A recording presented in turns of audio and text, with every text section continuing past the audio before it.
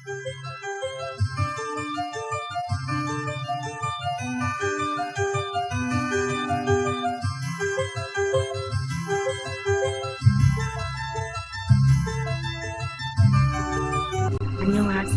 13번째 시간이에요.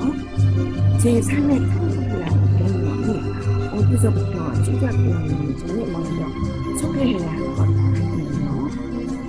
예수 영원 집단의 대표자이신 우주인 산한단의 새로운 인정이라는 문구에서 제가 따온 것입니다.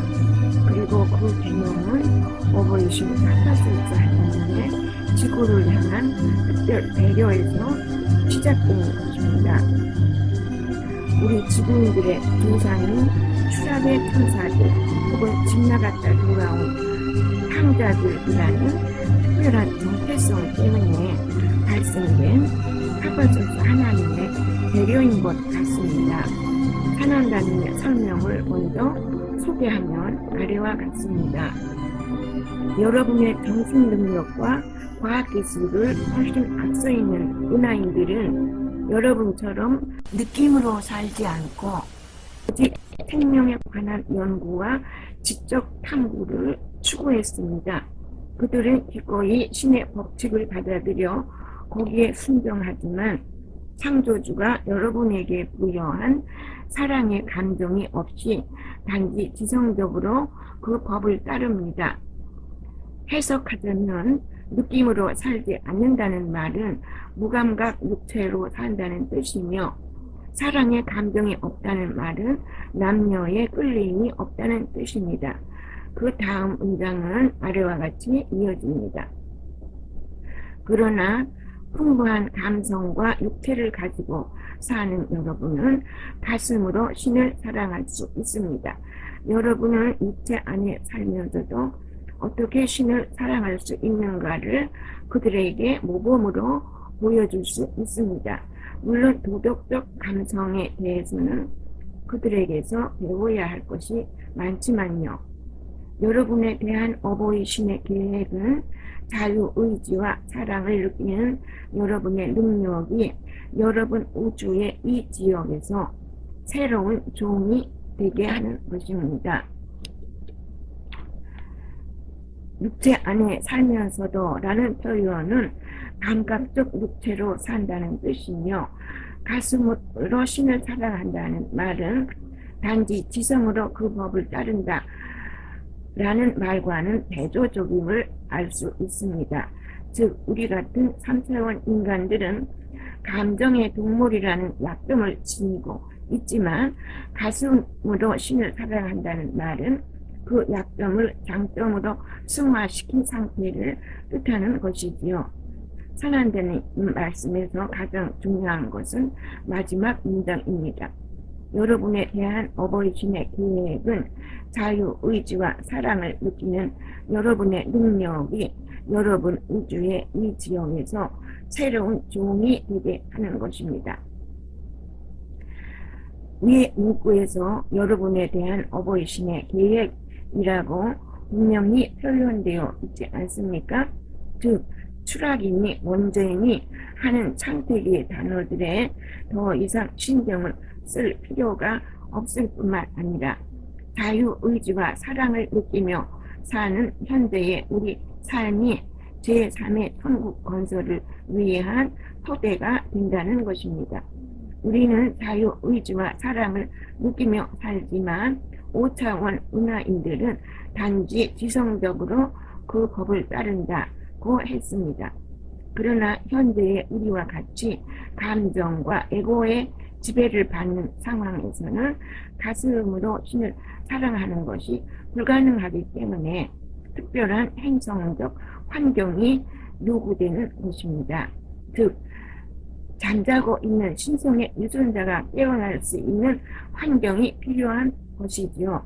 그런 물리적 환경에 대해서 설명한 시리우스 우주인의 설명도 있어 소개합니다. 여러분이 만나게 될 새로운 빛의 목적은 어두움과 빛을 통합하는 것입니다. 이 새로운 법칙은 독특한 일종의 물리적 법칙을 가지게 될 것입니다. 그것은 영혼과 물질이 어떤 기이하고도 새로운 방식으로 통합되는 것이고 몇 가지 다른 형태의 현실들이 융합되는 공간입니다. 마치 이상한 나라의 앨리스처럼 이와 같은 공간은 그곳에 거주할 특별한 영혼들을 필요로 합니다. 그리고 여러분은 이러한 과업을 위해 선택된 존재들입니다. 현재 지구의 자전축은 23.5도로 기울어져 있고 5차원 행성들은 0도로 곧바로 선 상태라고 합니다. 자전축의 기울기는 그 행성의 기생에 사는 생명체들에게 직접적 영향을 미치는데 계절의 변화 외에도 유전자에 민감한 영향을 미친다고 합니다. 이상한 나라의 앨리스 같은 물리적 환경이란 아마도 23.5도와 0도 그 사이에 자전축의 기울기가 고정된 상태를 뜻하는 것인지도 모르겠습니다. 그보다 중요한 것은 이러한 과업을 위해 선택된 존재라는 문구입니다. 우리 지구인들을 위한 파파소스 하느님의 특별 배려를 뜻하는 것이지요. 어둠과 빛이 통합된다는 것은 윤리적 측면이 아니라 육체적 기능의 측면, 즉 4차원과 5차원을 자유자재로 넘나들 수 있다는 뜻 같습니다.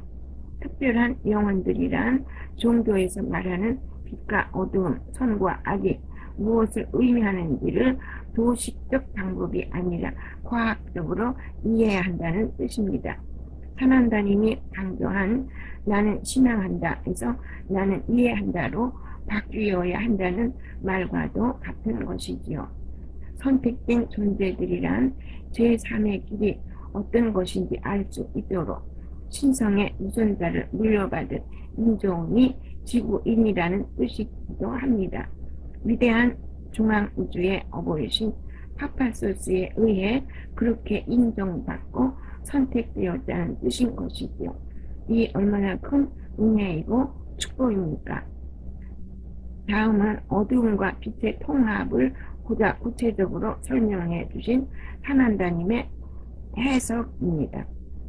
내가 지금 영적 연금술의 목적을 어두움을 빛으로 혹은 악을 선으로 변화시킨다고 말하지 않았음에 주의하기 바랍니다.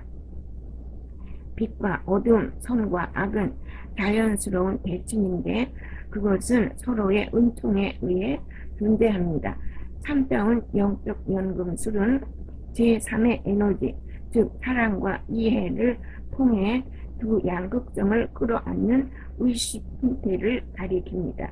여러분 진화 여정의 진정한 목적은 빛이 어두움을 정복하는 것이 아니라 상반된 양극성, 즉 이원성을 뛰어넘어 빛과 어두움 양자의 현존 안에서 통합 내지 조화를 유지할 수 있는 새로운 형태의 의식을 창조하는 것입니다.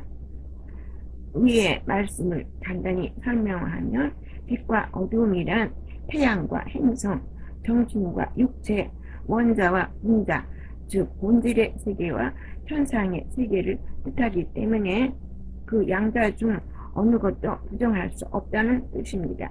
행성이 없는 태양이 무슨 존재 가치가 있으며 육체가 없는 정신만 존재한다면 그게 바로 귀신 아니겠습니까?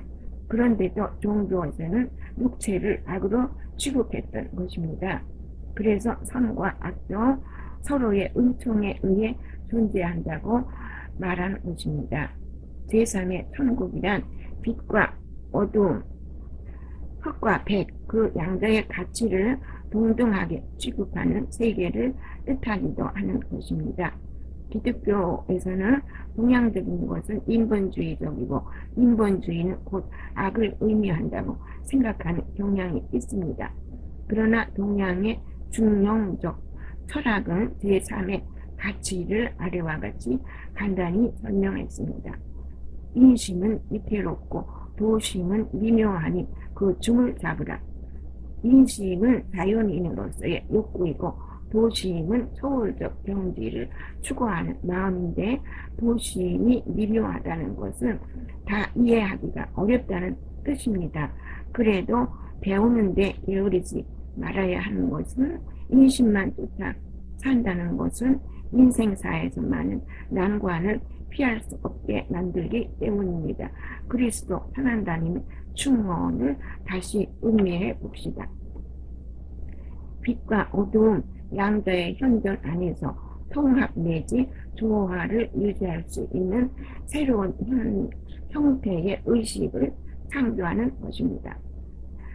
특히 종교인들은 빛과 어두움이란 문구에 목숨을 거는데 태양이 행성에게 너는 존재 가치가 없다고 말할 수 없고 정신이 육체에게 너는 죽어 없어질 존재이니 무가치하다고 말할 수 없는 것 아니겠습니까? 그럼 다음 시간에는 제3의 천국에 대한 보다 구체적인 희망을 가지고 다시 돌아오겠습니다. 안녕히 계세요.